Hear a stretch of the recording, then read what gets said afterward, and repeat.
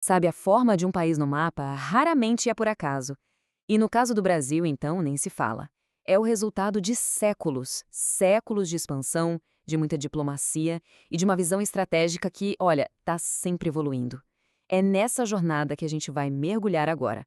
Vamos entender como a construção física desse território gigante não só desenhou das fronteiras, mas foi moldando a identidade do Brasil e a forma como ele se coloca no mundo hoje.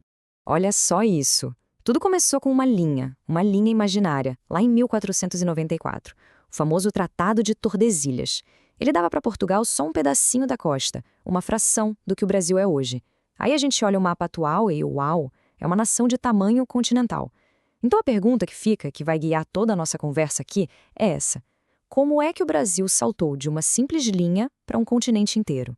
Então, para a gente entender essa transformação toda, nosso roteiro vai ter 5 pontos principais. Primeiro, a gente vai ver a expansão que simplesmente passou por cima da fronteira colonial.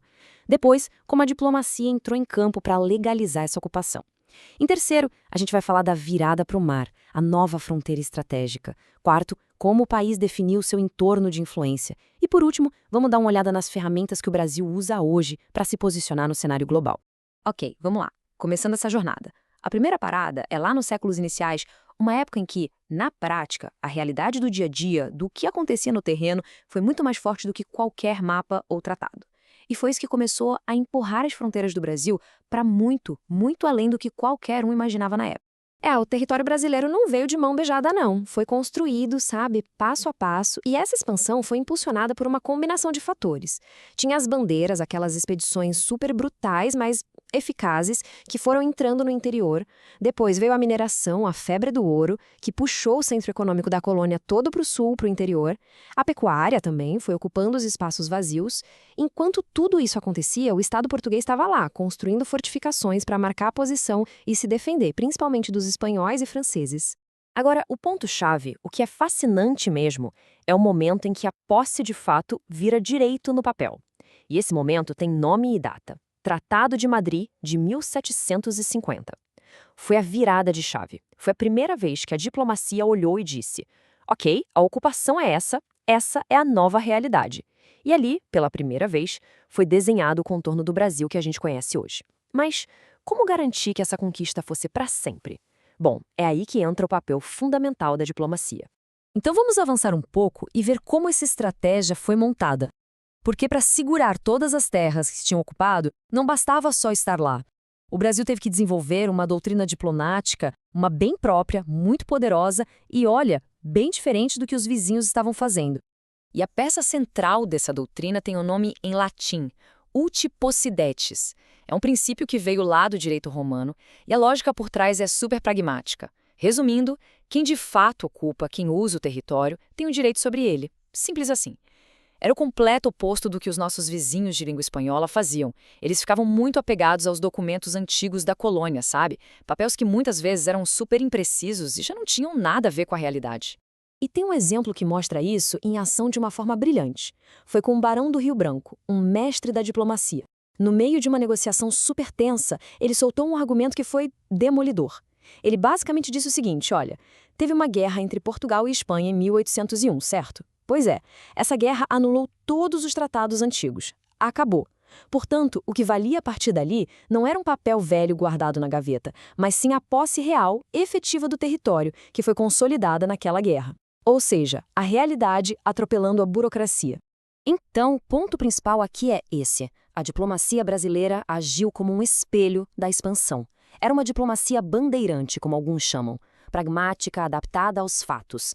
E o resultado disso tudo? É impressionante. O Brasil é o único país da América do Sul que, hoje, não tem nenhuma briga de fronteira, nenhuma disputa pendente com os vizinhos.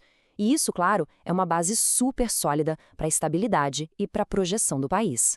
Beleza, fronteiras em terra, tudo resolvido, tudo pacificado. O que acontece em seguida? O foco estratégico do Brasil dá um giro de 180 graus. Ele para de olhar só para dentro e se vira para o oceano. E ali, no mar, tinha uma nova fronteira cheia de riqueza e de uma importância estratégica gigantesca, só esperando para ser, digamos, reivindicada. Agora, pensem nesse número: 5,7 milhões de quilômetros quadrados.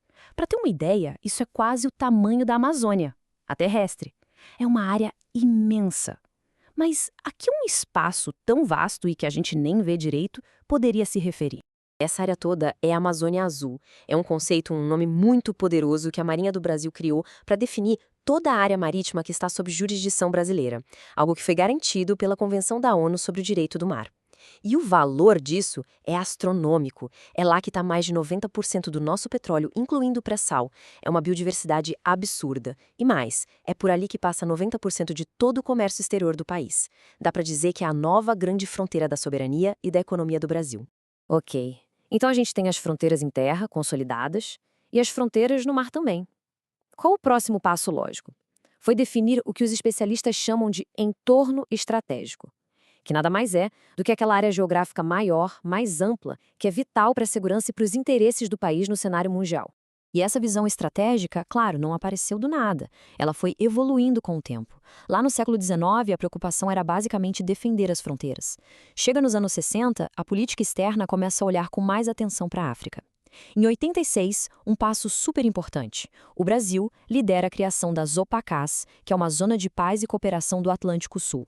E aí, em 2008, a Estratégia Nacional de Defesa veio para botar tudo isso no papel, oficializar e cravar de vez. Amazônia e Atlântico Sul são os dois eixos principais da nossa estratégia. E com isso, a gente chega nos dias de hoje. A questão agora é, como o Brasil pega essa geografia única que tem, toda essa história que a gente viu, e usa isso para construir parcerias e projetar sua influência no mundo de hoje. Basicamente, a estratégia brasileira se apoia num tripé, 3 pilares que funcionam juntos: desenvolvimento, diplomacia e defesa. A lógica por trás disso é que a estabilidade de uma região não vem só da força militar, sabe? Vem também do desenvolvimento econômico dos parceiros e, claro, de uma diplomacia sempre ativa, que prefere negociar e cooperar. E um exemplo perfeito de como esse tripé funciona na prática é só olhar para a relação do Brasil com Portugal e com os países africanos que falam português. O Brasil usa a CPLP, a Comunidade dos Países de Língua Portuguesa, como uma base cultural e diplomática. Também promove cooperação técnica, ou seja, exporta conhecimento. Colabora na defesa e segurança do Atlântico Sul e, de um jeito bem pragmático, usa a parceria com Portugal, que faz parte da União Europeia e da OTAN, como uma ponte, uma porta de entrada para a sua indústria, principalmente a de defesa, conseguir acessar mercados bem estratégicos. Pois é, essa jornada do Brasil, de uma simples linha no mapa a uma nação com projeção global, mostra uma capacidade de adaptação e uma visão de futuro impressionante.